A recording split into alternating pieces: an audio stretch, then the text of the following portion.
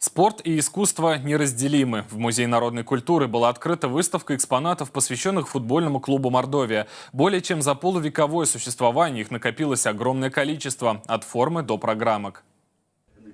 Федор Татюшев – живая легенда футбольного клуба «Мордовия». Многие экспонаты прямо или косвенно связаны с ним. За 7 сезонов, проведенных в футболке клуба, с 1980 по 1987 год, Татюшев завоевал особую любовь болельщиков своей вдохновленной игрой. С осмотром выставки помогает как заправский экскурсовод, ибо историю клуба творил он сам. Я вот вижу и свои 80-х годов, здесь наши вот фотографии.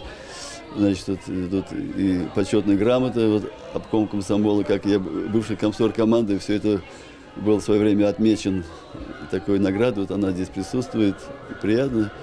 На открытии выставки были приглашены волонтеры, и это символизирует передачу исторической памяти от старшего поколения к молодому. Сейчас с появлением новой арены в историю клуба будет вписано немало славных страниц. Важно при этом не забывать, с чего все начиналось. Именно поэтому коллекция, собранная Виталием Песковым, играет важную роль. Эта идея у меня еще зародилась в 2012 году.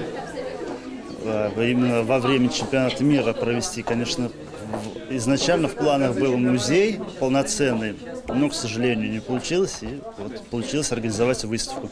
Руководство Музея народной культуры посоветовало волонтерам рассказывать болельщикам, которые совсем скоро приедут в Саранск, про выставленную экспозицию, чтобы в мире тоже немного знали про наш клуб, потому что его история тесно переплетается с историей республики.